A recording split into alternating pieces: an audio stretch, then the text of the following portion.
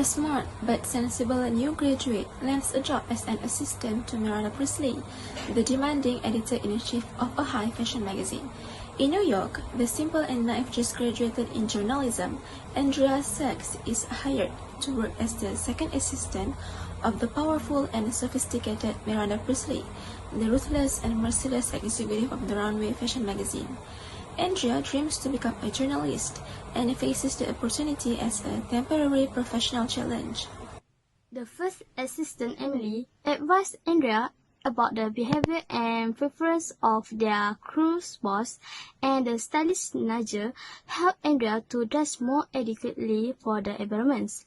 Andrea changed her attitudes and behavior, affecting her private life and the relationship with her boyfriends, her family, and friends. In the end, Andrea learns that life is made of choices.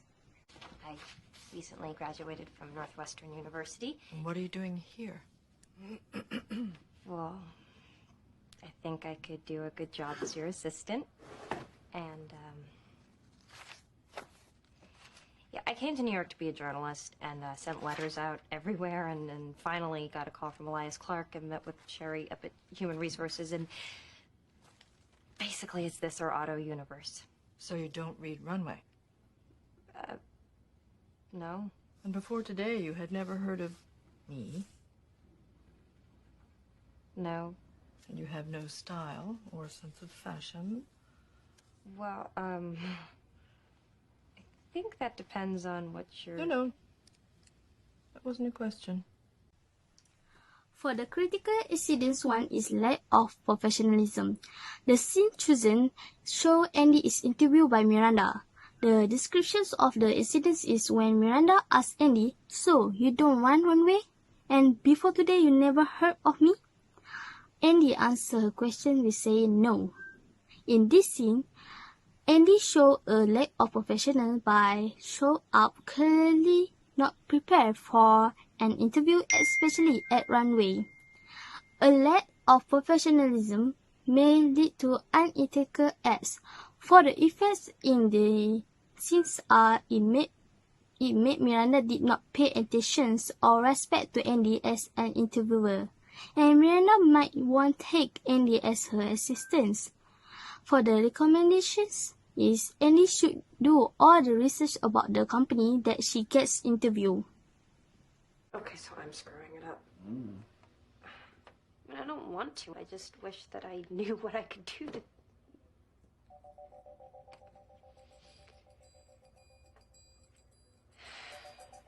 Nigel.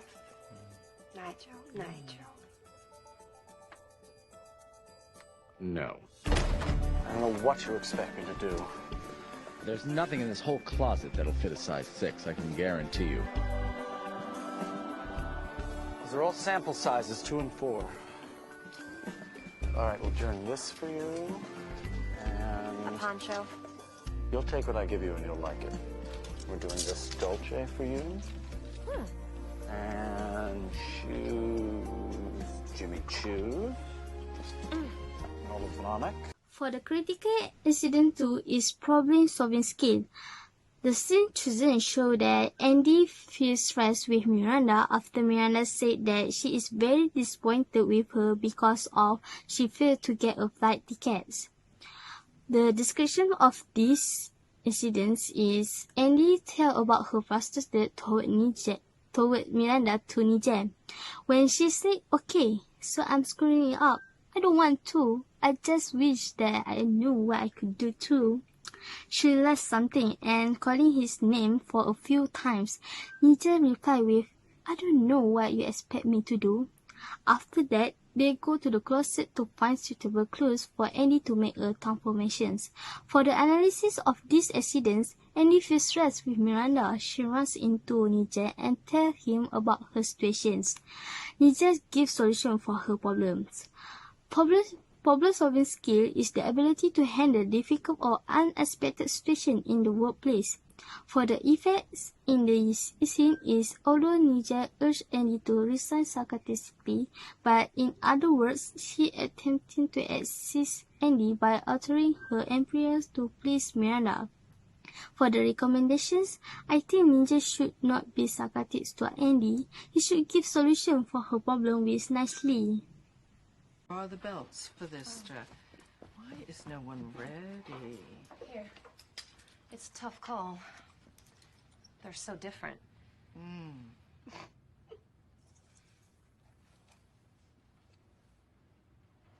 Something funny?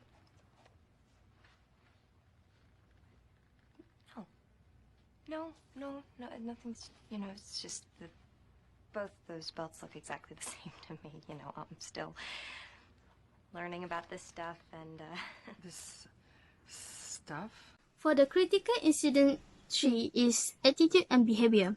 The scene chosen show that Andy needs to jot down the conversation between Miranda and her team about a collective clothes for the runway. The descriptions of the scene is it happened while Andy need to jot down the conversations. She finds herself laughing alone and making mistakes like saying this stuff to the belt which has enraged Miranda. For the analysis in this scene, Andy has shown a bad attitude, which is laughing alone and saying something that makes Miranda pissed off.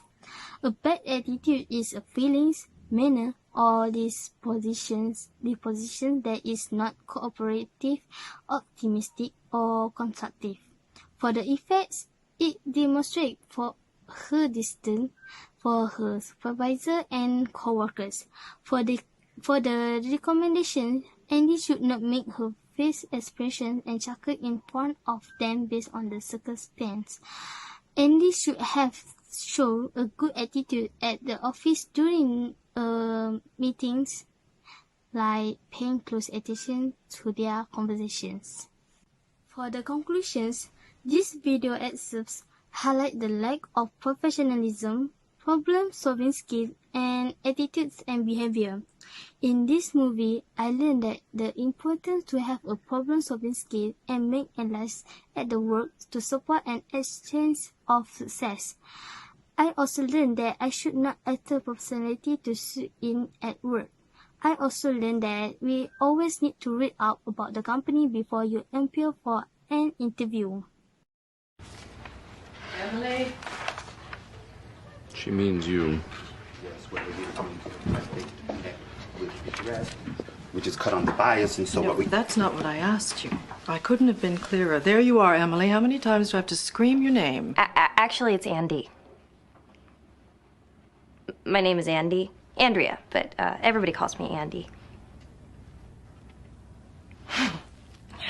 I need 10 or 15 skirts from Calvin Klein.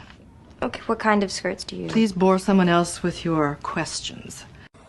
It happens when Miranda says, I need 10 or 15 skirts from Calvin Klein, and Andy asks her, what kind of skirts do you? But then it's cut off by Miranda saying, please bore someone else with your questions. Miranda shows how poor she is in communicating at workplace. Barriers in communication are something that prevent the conversation to flow nicely. So in this scene, it is shown how Miranda has given Andy an unclear message, which has left Andy feeling puzzled. Miranda's unclear order will cause stress to Andy as she has to figure it out herself and make sure Miranda's order is fulfilled. And if not, it will affect her job position. So when it comes to giving orders, one should always be clear of what she or he wants so the other party won't be misinformed. Miranda should have stated clearly what kind of skirts that she wants so that Andy won't be stressed out trying and struggling to fulfill her need.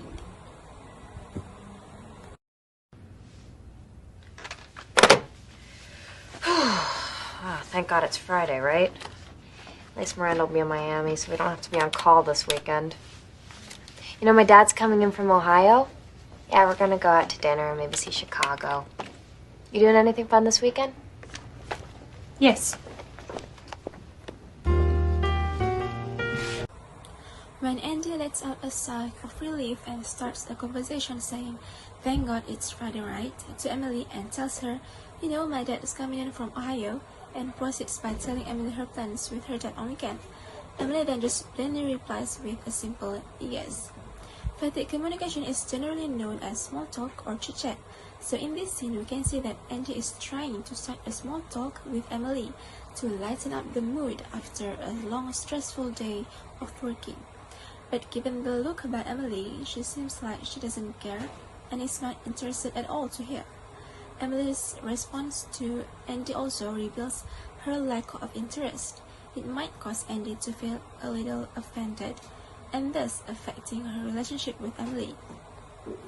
When someone's making a small talk, it's a way to contact and connect people so that they can establish a healthy relationship with their friends, co-workers, or colleagues. Emily should have responded to Andy in a nice way, or at least show some interest so that she can keep their relationship more friendly. Miranda, I'm so sorry. Do you know why I hired you? I always hire the same girl.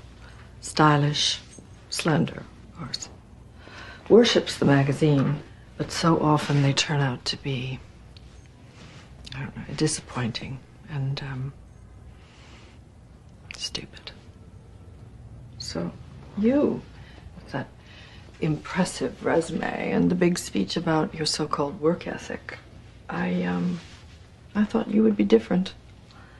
I said to myself, go ahead. Take a chance. Hire the smart fat girl. I had hope. My God, I live on it. Anyway, you ended up disappointing me more than any of the other silly girls. I really did everything I could think of. That's all.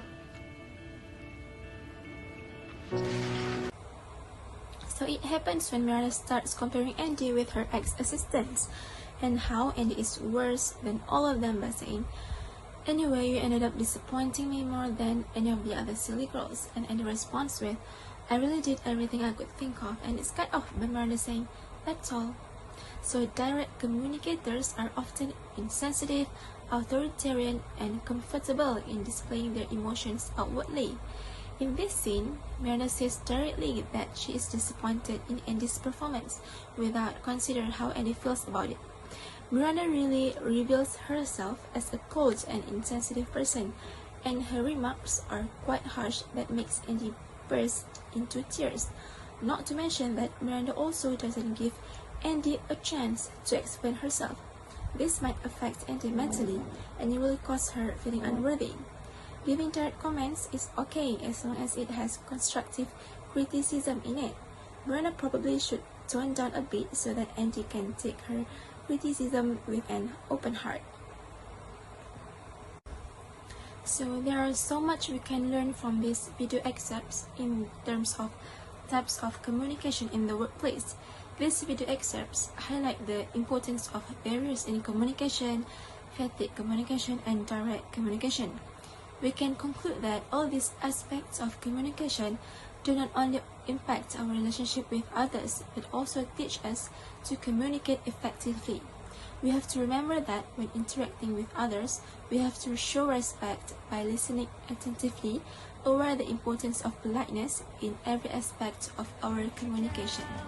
So that's all from me. Thank you.